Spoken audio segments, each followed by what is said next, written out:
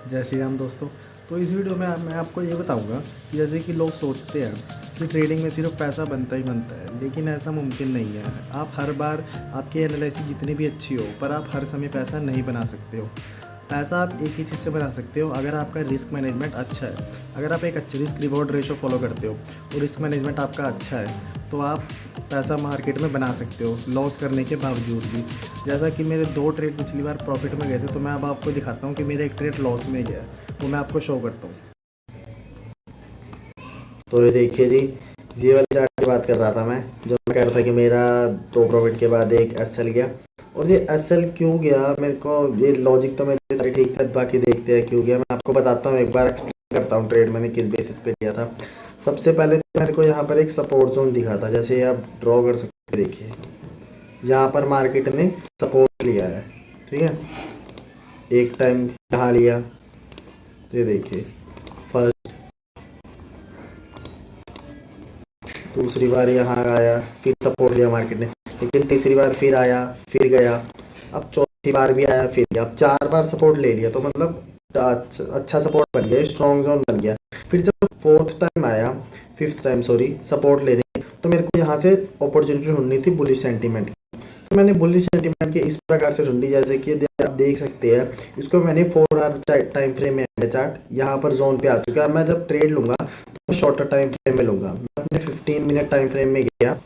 15 minute time frame में मेरे को यहाँ पर एक हैमर कैंडल से इंडिकेट हुआ था, जैसे कि आप ये देख सकते हैं, हैमर कैंडल से इंडिकेट हुआ। सबसे पहले जी हटा देता हूँ मैं पहले आपको, क्योंकि ये कलर वो कर रहा है, आपको दिखेगा नहीं ठीक से। ये यहाँ पर जोन था, ये जोन था ना, ये इसका रंग चेंज कर लेते हैं, ग्रीन रख लेते हैं। तो ये देखिए यहाँ पर हैमर कैंडल बनी। ये जो हैमर कैंडल बनी ना, इसी हैमर कैंडल पे ट्रेड पंचअप हुआ था। ये देखिए ये हैमर कैंडल, ये यहाँ पर ये आप देख सकते हैं जी, हैमर कैंडल बनी। जैसे ही हैमर कैंडल का जो हाई था वो ब्रेक हो गया, और ये जो वीक है ये बिग बार बनी। हैमर कैंडल प्लस बिग बार कहाँ पर बनी, सपोर्ट पे। जैसे ही वो सपोर्ट पे बनी, तो हमें कंफर्मेशन मिला कि मार्केट अब ऊपर की साइड में जाने के लिए तैयार है। सिर्फ इसके बेस पे हमने ट्रेड लिया था। इसमें हमें एक दो तीन चीजें दिखी, जैसे थी, एक तो सपोर्ट के बेस पे लिया था, फर्स्ट कंफर्मेशन सपोर्ट पे दिखी। दूसरी कंफर्मेशन दिखी कि जो चार्ट था, चार्ट हमारा सपोर्ट पे हैमर कैंडल बना रहा था, ठीक है। 2 कंफर्मेशन हो गई, सपोर्ट हो गया, हैमर हो गया। तीसरी कंफर्मेशन की जो इसका हाई था ना, हाई भी ऊपर की साइड निकाल दिया। और ये नहीं किया कि लो लिक्विडिटी गेन की, नहीं, नीचे आया ही नहीं, सेलर में प्रेशर ही नहीं था, बायर थे, तो इसलिए हमने ऊपर की एंट्री ली। 3 कंफर्मेशन मिली, हमने यहाँ एंट्री पंचअप की, एसएल यहाँ पर लगा के ऑलमोस्ट 950 पॉइंट्स का बन रहा है। उसके बाद ये ट्रेड मेरे को 12 दिसंबर से लिया हुआ ट्रेड मेरे को घुमाई जा रहा है, घुमाई जा रहा है, घुमाई जा रहा है। और यहाँ पर इसने मेरे को कुछ प्रॉफिट हल्का सा शो ही किया था, मतलब कोस्ट टू कोस्ट ये कह सकते हैं। और उसके बाद 14 दिसंबर को ऑलमोस्ट 2 दिन बाद ये मेरे को मेरा एसएल लेके चला गया।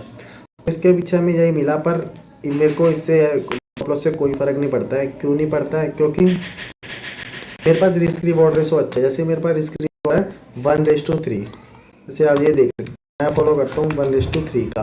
अगर मेरा एक ट्रेड में लॉस भी हो जाता है, अगर मेरा सॉरी जैसे कि मैं कहता, अगर मैंने 3 ट्रेड लिए, ठीक है, 3 ट्रेड में मेरे को 3 ट्रेड लॉस ही लॉस गए, ठीक है, लेकिन जो मेरा एक ट्रेड गया ना, एक ट्रेड ने मेरे को प्रॉफिट दे दिया, मेरा टारगेट हिट कर दिया, तो मेरा जो तीनों एसएल थे ना, 3 स्टॉप लॉस गए थे, जो एक टारगेट गया ना, उसमें मेरे सारे कवर हो जाएंगे। क्यों, ये सब मेरी रिस्क मैनेजमेंट की वजह से हो सके, ताकि क्योंकि जो मेरा रिस्क रिवॉर्ड है 1:3 का, 1:3 रिस्क रिवॉर्ड ये कहता है कि हम जैसे 50 पॉइंट मार्केट को देंगे, तो हम उससे 150 पॉइंट कवर करेंगे। जैसे कि मैंने 3 बार मार्केट को 50 पॉइंट दिया, तो वो 150 पॉइंट हो गया, ठीक है। तो 150 पॉइंट हो गया, तो उससे मतलब होता है जब हम एक ट्रेड लेंगे ना, तो वो मेरा टारगेट हिट करेगा ना, जब तो 1:3 के हिसाब से, तो मैं 150 पॉइंट मेरे को एक ही ट्रेड में दे देगा। तो इसलिए होती है पावर रिस्क रिवॉर्ड की, ये रिस्क रिवॉर्ड हमें बताता है। तो हमें रिस्क को मैनेज करके चलना चाहिए हमेशा, और रिस्क रिवॉर्ड अच्छे करने चाहिए, और हमें सिर्फ अच्छे सेटअप करने चाहिए